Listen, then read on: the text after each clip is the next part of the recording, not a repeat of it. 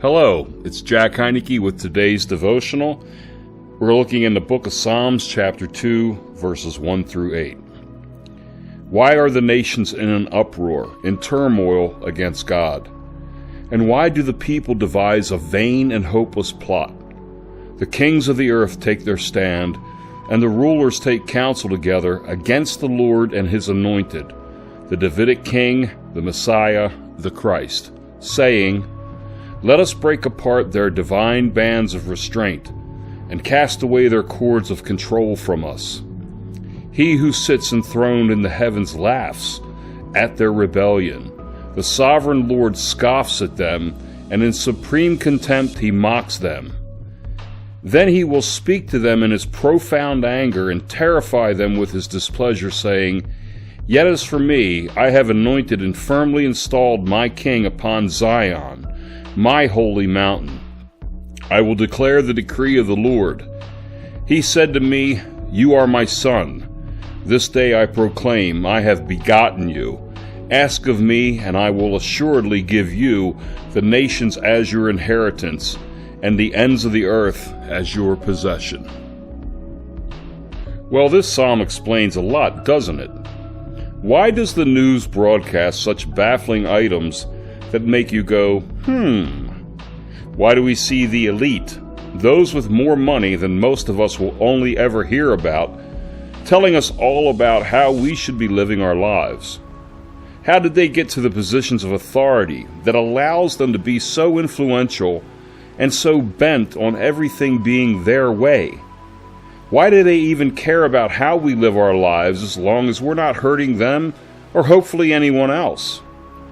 Who told them that they have all these answers to questions that most of us don't even think about, let alone implement and impose their answers upon us? Why do so many world leaders seem so intent on implementing a new world order? And most of us were fine with whatever that old world order was. Why are they insisting on a great reset and have been meeting and planning it out for years now? Why do world leaders invade a country and attack its citizens, people just like you and I, when most of the rest of the world says, "No, that's not right"? Why do elected officials tell us, "Here's a new law that you must follow," and then they get caught violating their own new laws? Well, the answers to these questions are the same answers as to why all of us sin. And it all boils down to my way. You know the song made famous by Frank Sinatra, Elvis Presley, and Sid Vicious? That song that's about how an individual stood up against all odds and became successful because they lived life their way.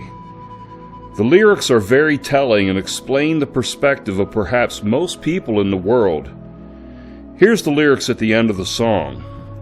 "For what is a man? What has he got? If not himself, then he has naught.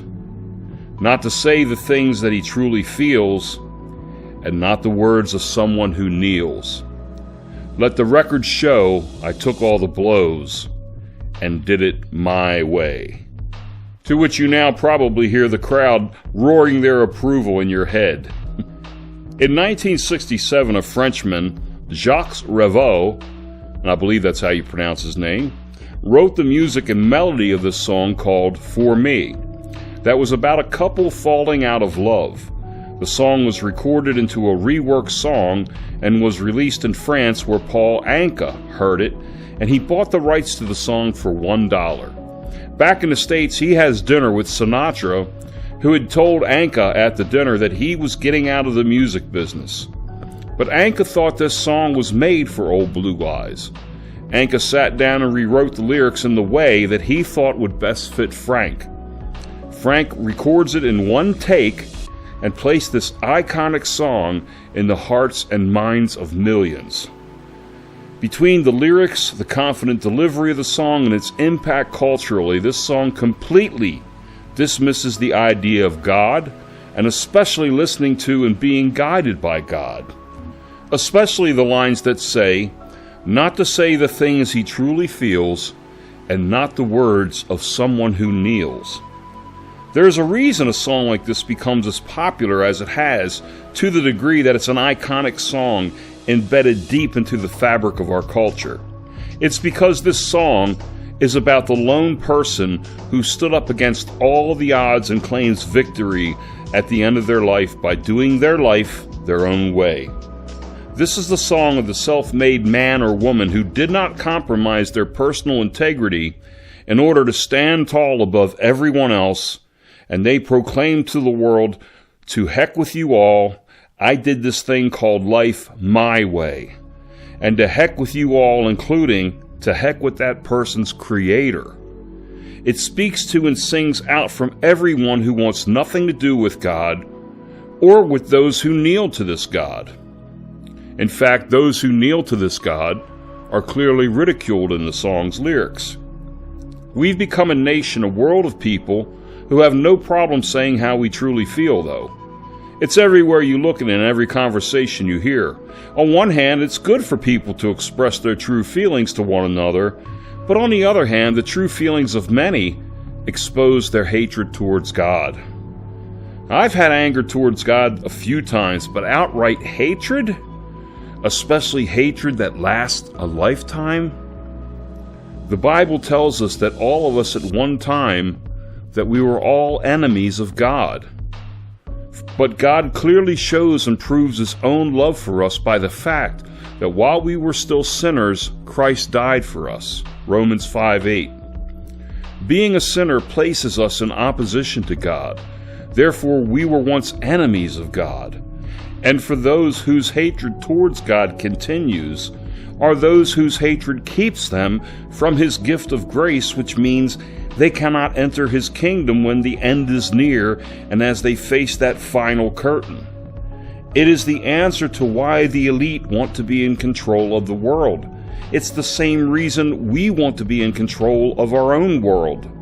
It's the reason that so many point a large collective middle finger at the heavens. And this is why the world is in turmoil. This is why people devise vain and hopeless plots. It's why the leaders don't want to answer to God, and they want to break His control over them and their nations. God sees this, and He laughs. He scoffs at their foolishness, and in supreme contempt, He mocks them. Then in His righteous and just anger, He terrifies them as He reads them the riot act.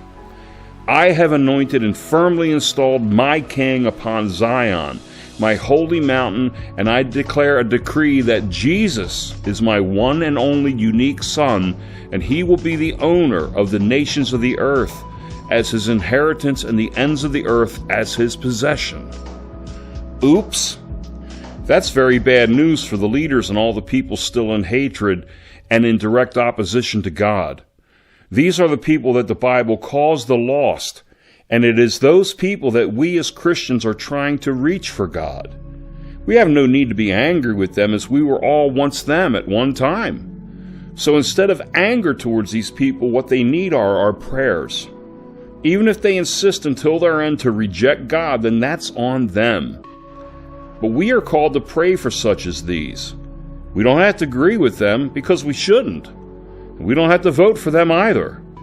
We don't have to like their impositions and attacks on our lives, as we shouldn't.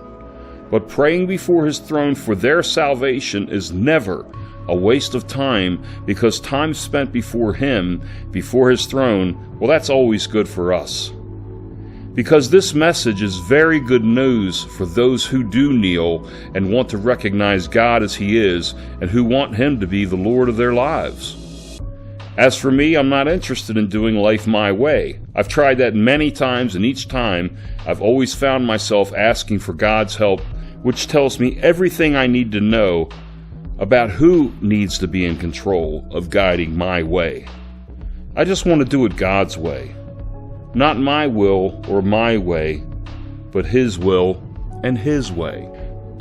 So let the record show that He took all the blows and that we did it His way.